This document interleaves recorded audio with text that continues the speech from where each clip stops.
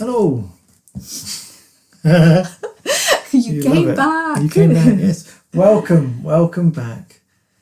Episode 2 of season 4, That Magic Podcast, where, as trailed last time, we will be talking about fate and free will. Yes. The two up against each other. Yeah. Or not. Possibly. Yeah, so we can certainly get into that. I think we're going to talk about, is it one? Is it the other? Is it both? Yeah. How do you marry them together? Exactly. How does pop culture deal with them?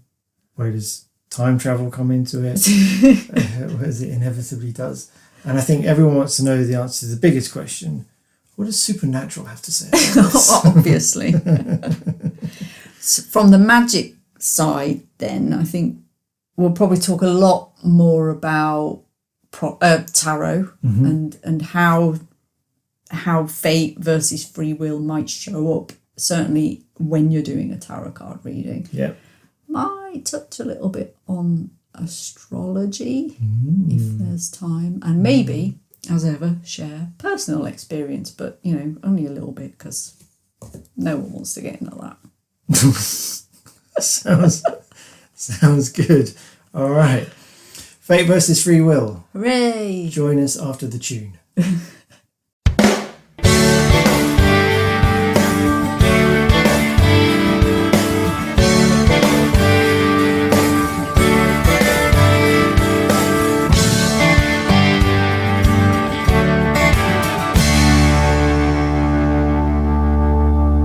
Today we're going to talk about fate and free will. Ooh. What? That was amazing. All episodes should start like that. 2 thumbs up. So there is a lot to go on in pop culture, much like our episode on the multiverse. Yeah, and there will be bits of that I know. we'll refer back to as well. I was going to say, because we did kick a lot of it into this episode from last time. Yeah. So from a magical perspective, where are we headed? Fate and free will. What is it?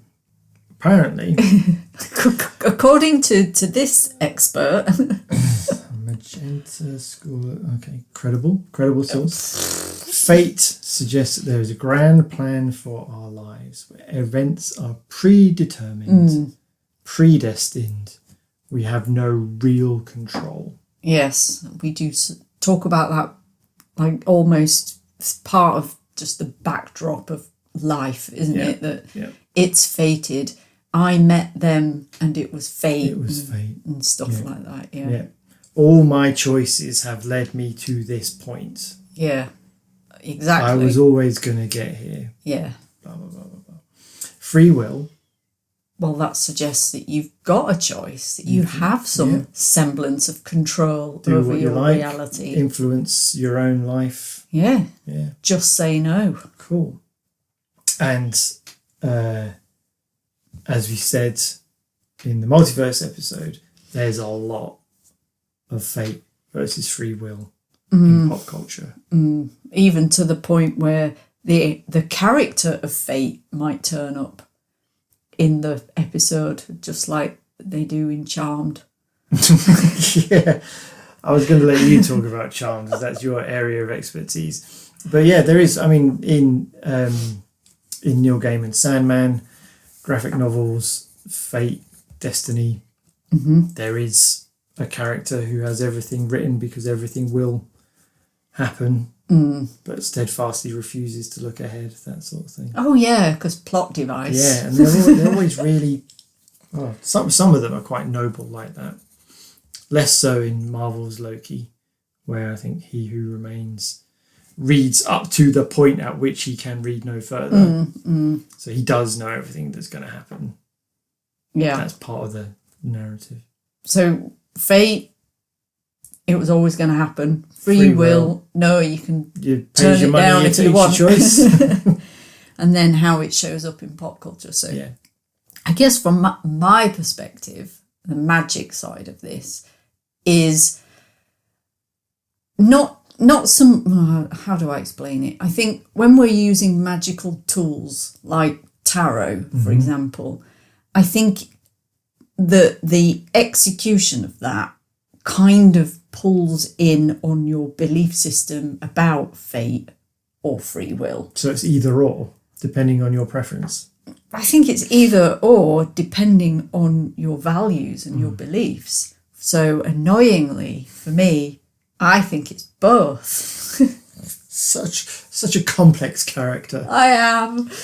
So using something like tarot, you're doing a tarot card reading, you lay the cards out, you've asked your question, you lay the cards out, and then I guess where fate and free will plays into that is when you are reading it, is that absolute, or does the glimpse of it, like we discussed on the multiverse, present an option? And then with that information, can you do something with that to divert or go forward, depending on how positive it is, let's be honest. So just off the back of that then, when I did a tarot card reading for the year in front, so at the start of the year, do a tarot card reading, and then you read it, you interpret it.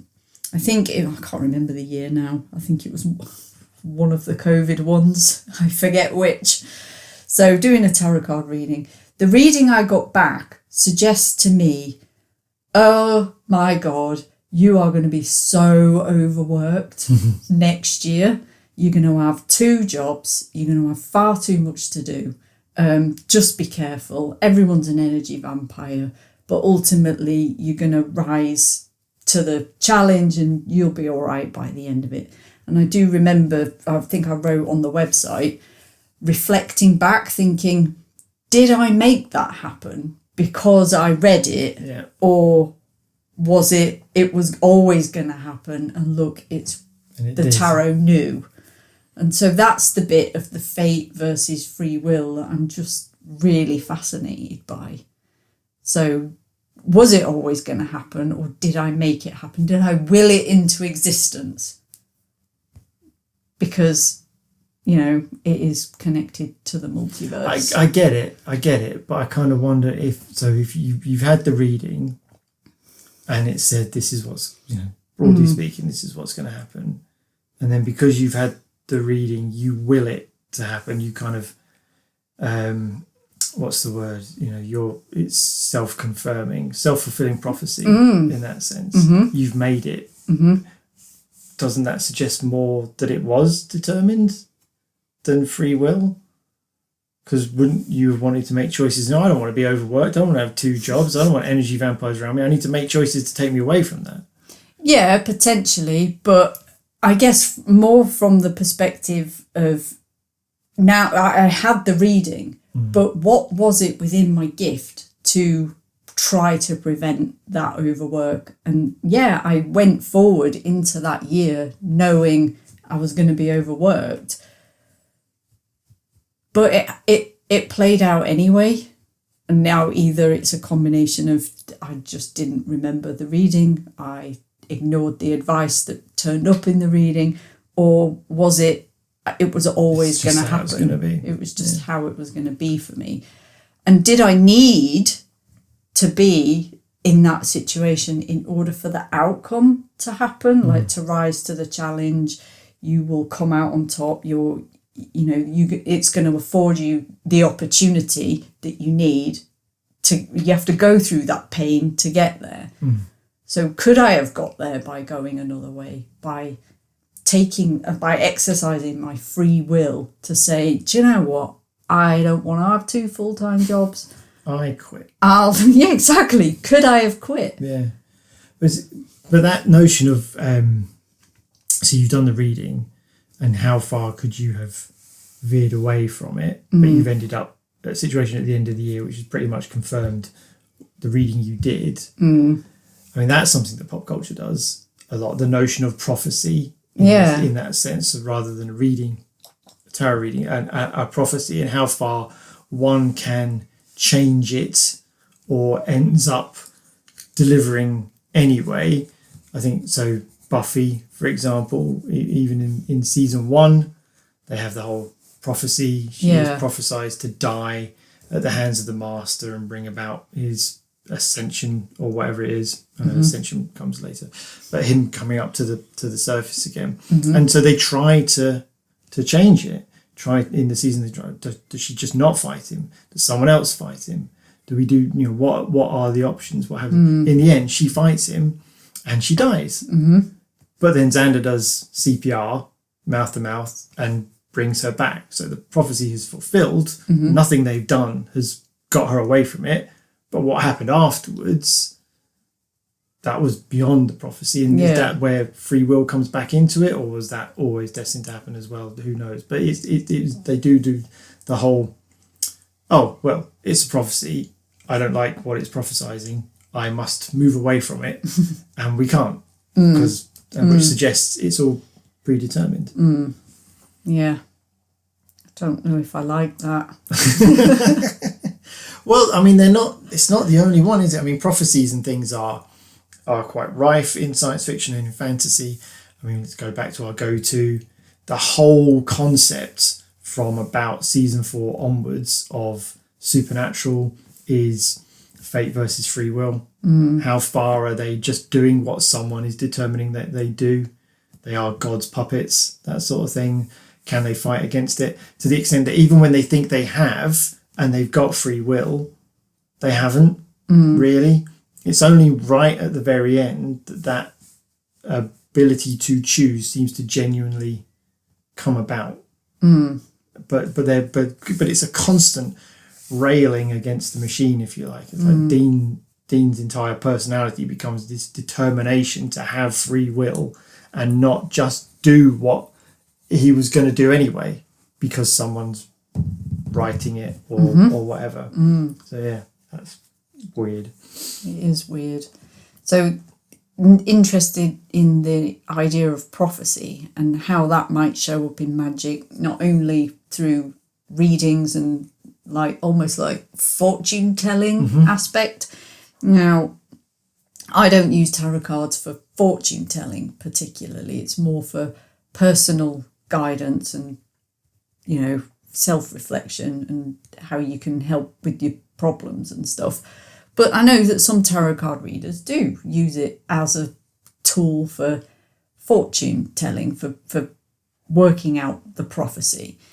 And to a certain extent, certainly dreams can come true. That's a song. I'm sure it is. It is a song. So where you might have a dream about something and you think, oh, it's just a dream, but then circumstances unravel and it ends up happening. It was so weird. I remember in the pandemic, early in the pandemic, when nobody really knew what was happening and it was just all really scary and serious and stuff. And I remember dreaming about having a job in vaccine manufacturing, but I was working. It was like driving around. The dream involved driving around and delivering vaccines, like it was Amazon.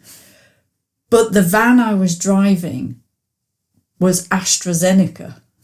I was driving an AstraZeneca van, driving around delivering vaccines. Now, that was before we even had vaccines, and I know AstraZeneca was one of them. I think it's probably the one I had, actually. So it's just that notion that magical people can tune in potentially. But does that mean everything is fated? Do we not have free will? I mean, taking the pandemic, not to, I'm not trying to turn this into a political podcast or anything. I thought you were going to go with religion, but okay. No, so politics. Certainly, we always had the potential to learn from pandemics that happened in the past to prepare for the pandemic. We just chose not to. But was it always fated? I mean, was it always going to happen? You kind of look back at projections, scientific projections, and you think, well, yeah, because every 100, 200 years or so, a really shit disease happens and we should be better at planning. And it's just, well, we had the information, we just chose to ignore it. So it's a good question though, that kind of if you can scientifically, if you can model something and suggest this is going to happen with a degree of regularity, is that because it's fate? Is it determined that it will be, or is it just inevitable that our dumb choices will lead us to this kind of thing? It's weird because Battlestar Galactica, the remake, touches on that a little bit, doesn't it? With the notion of this has all happened before, this will all happen again. The cyclical nature of evolution and life and everything like that.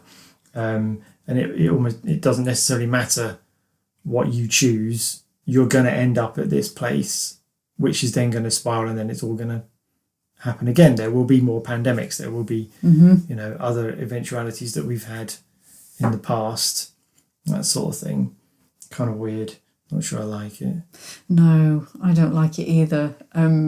Certainly from my own perspective, I choose to think of fate and free will as being potentially two sides of the same coin. Bit like space and time. They're space-time, they're the same thing. So fate and free will, it, for me, magically speaking, feels like it's two sides of the same coin, and you can use magical tools like tarot, like meditation, like visualization, and altered states of consciousness, lucid dreaming, all of this really cool stuff that magical people use all the time. You can use that to get potentially information that is, in air quotes, fated, in order to choose to go around it, maybe avoid something. Almost like science people, they get their modelling and they look at the stats and things, and they can choose to do other things to avoid a thing happening. Yeah. I think Doctor Who touches on that a little bit as well, with the notion of flexibility within fate. So I think I may be misremembering, so forgive me, Whovians. That's Whovians. That's what they're called. Don't poke the Whovians. Okay. I apologise for my co-host as well. She doesn't know any better. Sorry. I think Doctor Who works around the notion of there are fixed points, like waypoints that cannot be changed. Right, like because the big stuff. Yeah, because obviously there's the concept of Doctor Who is he's time travel. He can do what he likes, or she, depending on which gender, what season you're in. they are wearing at the time, and able to travel around and impact and influence historical events and things like that. But there are fixed points that cannot be changed. So there's flexibility around it, but these things must happen. Almost like, so you like the concept of fate. This is always going to happen. That's just how it is. But around that, you can make choices. You can do bits and pieces. You're always going to end up there, but how you get there is kind of up to you. I guess plays into many worlds, multiverse, that sort of thing, because there'll be versions that do it this way, versions that do it that way, versions do it a different way, etc., etc. But ultimately, everyone ends up at this point, this fated point in time or event. It sounds similar to what you were saying. It's just how to access the information. Because do people just wander blindly through life, hitting those waypoints, but do they experience the waypoint by going through so much more hardship than is necessary? I don't know. Whereas if you're looking at projections, modelling, tarot, dreaming, whatever your flavour, you're using some information there that can help, or at least act as a support whilst you're going through it.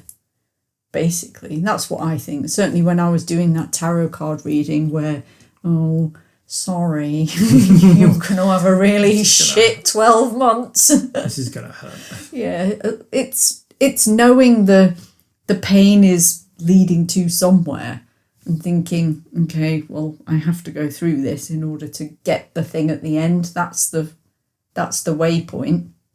I mean, was there an alternate route? I don't know. Maybe if I'd done another reading, I could have tapped into some knowledge about how do I avoid these pitfalls in order to get there. But yeah, I just find the whole thing fascinating, really. From a pop culture perspective, I don't think there's a hard veer to one way or the other. We talked on the multiverse one about time travel. Yeah. And I used Star Trek as an example of where they basically created two different realities that they can now work off from a narrative perspective through time travel, which suggests there's an element of free will. It's not just going to be this way. But then you get things like Back to the Future, where, this is how things are going to end up, is it? Because but if you go back, you break that and you move away from it, and actually destiny changes. Is that because of choice, or is it? I don't know. I'm not really sure. And then what's the other one I was going to say? Obviously supernatural. Obviously supernatural again. And the whole fate versus free will thing. There's the episode where Dean is sent back in time to stop his parents from dying, but he can't because that's how the world has to play out. That's how you get to where we are now, to the point of where you get sent back, that sort of thing. You can't, I think it's even called You Can't Fight Fate. That's it. Which sort of pretty much kicks off the whole team free will, blah, blah, blah. And The Good Place does it as well, a little bit, free will versus fate, and how far things are predetermined and how far you can influence and change things. Yeah, I mean, in pop culture, a lot of the fantasy / magic based shows, they do have that fate versus free will, and they connect it quite tightly to a time travel, timey-wimey. Yeah, to a degree. Narrative construct, don't they? With the exception of the stories that focus on opening up of a parchment and it's a prophecy. Yes. So yeah, I know, I get that, and it would be great if we could all do that. I'd quite like to unroll a parchment and there's a prophecy. I'm going to do this year. Fair enough. Well, you kind of did with your tarot reading, and exactly. So, but what from a larger perspective, there are films about this, so you can kind of say it's pop culture, but it's absolutely not. You're looking at mythology, Greek mythology in particular, even religion with aspects of Christian Bible and stuff like that about fate, and it's all predetermined. It's part of a plan. You have Clash of the Titans, the film telling the story of Perseus, where you've literally got the gods moving pieces around, as in this is, this us. You're not choosing this. We are influencing it. We are choosing for you. It is going to happen regardless.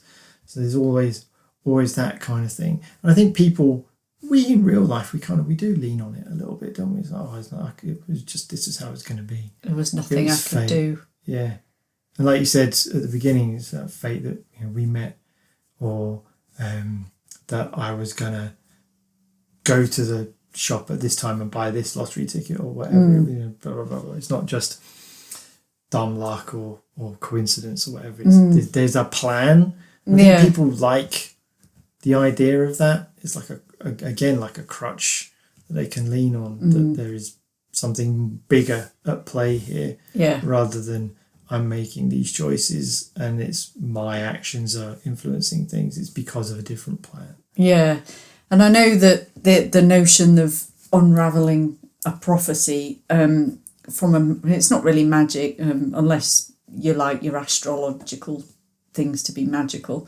So certainly in astrology, if you go and see an astrologer and you ask them to prepare your birth chart for you, that is essentially your map of stuff and things that will happen to you.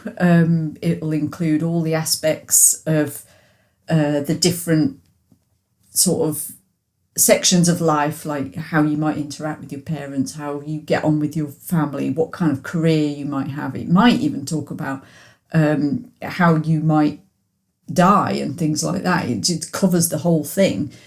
And having a look at your astrological chart in the context of fate versus free will, I think it might try to force you to pick one more than the other, because certainly some astrological birth charts can feel a little bit like, well, the planets were there in these positions when you were born, and therefore, ta-da, that is that. It's your nature. You've been predetermined to be this kind of way. That's just how it is. Which can be quite scary to some people. Whereas for others it can be, well, of course. Yeah. I mean, from my perspective, when I look at my own birth chart and I look to the past, because obviously it talks about your whole life. So I'm a certain age. Things have obviously happened before, and I look at the things that it talks about that have happened before, and I think, well, yeah, but I didn't know that when I was born, so was it always going to be that shit? But who knows? How much of that do you think is you fitting it to events? Confirmation bias? Yes, that's exactly the phrase I was looking for. Well, quite possibly, but some of what your birth chart can tell you is pretty fucking on the mark, and you do think, I'm not just applying some confirmation bias here. I'm not looking for a pattern particularly here. Certainly, it's quite illuminating, and I'm happy to do your astrological chart for you. I was just thinking maybe that's an episode, live, do my astrological chart, and I kind of say yes or no. All right. There's a risk inherent in doing that, but let's see. All right. Well, I'm up for the challenge. I did read your Lenormand once. You did read in Lenormand. The one where we do a Lenormand reading. Yeah. All right. We'll put it on the planner. But but certainly it can feel like that's your prophecy. This is your map now, and it's just, is that true? Is that your personal prophecy, or have you just been given some modelling that you can choose your journey or not? Especially when you're looking at the career bit, where it might say, oh no, you're going to be a teacher, and you're not a teacher, maybe you're unemployed. But is that you choosing? Can you choose? I don't know. Well, yeah, because any prophecy of any kind, be it birth chart, oldie manuscript, whatever, is going to require action, isn't it? Otherwise, I mean, if I looked at my birth chart and it said, oh, you're going to become Prime Minister, I'd have to take steps to make that happen. It's not just going to happen. No one's going to just come up and go, oh, congratulations, you're the Prime Minister. Well, I don't know the way it goes in this country at the moment. Who knows? But you know what I mean. You can't just sit and let things happen to you. No, so much. No. So the question is, how much are you choosing the path that gets you to where you are, to where you end up, or how much are you just ending up there because of the choices you've made? I think they're equal measure. Lots of people, like Dean in Supernatural, want the free will, want to know that they can choose things, and they're doing it because it's who they are and that's what they want to do. And a lot of other people want that safety net of, well, it's fate and this is how it's going to be because there's a plan. Yeah, and I think it might be a source of strength for some people when you do look at those shows like Angel, the show Angel, where he is prophesized to, can't even remember now, but be something awesome, like bring about something amazing. I forget what, But it is prophesized, and it does talk about like vampire that doesn't have a soul and all of this other stuff, and he fits himself very neatly into this box until there is another vampire that gains a soul and all of this stuff. Yeah. Did I say he doesn't have a soul? No, he does have a soul. Have a soul. Yeah. Yeah. I know what you mean. Yeah. And that's the other thing, isn't it? You talked about your reading. Mm-hmm. How far did you make your reading come true with the actions that you chose? So with Angel in that example, how far is he fitting himself to the prophecy because that's what he's heard versus that's who he is, that sort of thing. So it's weird, isn't it? I think we've moved quite a way away from magic a bit in this. It's still an interesting conversation. Yeah, but so certainly from my perspective, the fate versus free will, I think that they are so tied together. I think it's very difficult to unpack. I think that they, from my perspective anyway, they are definitely two sides of the same coin, and they show up in things like astrological charts, in your tarot card reading, by giving you access to the information that you can choose to act upon and divert yourself away, or you can choose to go forward with that course of action depending on what kind of reading you end up with. If it's a warning, you've been given a warning. If it's an announcement, well, how do you make that happen? Do you carry on and go forward with that? Is that something that you choose to do? I think you're right where you talk about the major points being something that is in that is going to happen to you by virtue of where you were born, when you were born, how you were born, who you were born as. Yeah, there are no choices in my life that I could have made that would have resulted in a world that did not have a pandemic, for example. Pretty mental if there were. So that was going to happen. I could not have influenced that.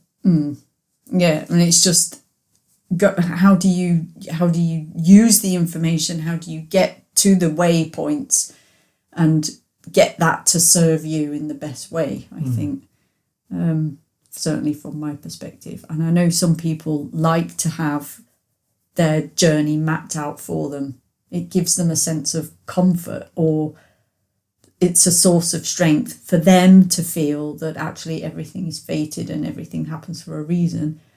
It's not my view. I'm not a control freak, but I don't like the idea that everything happens for a reason.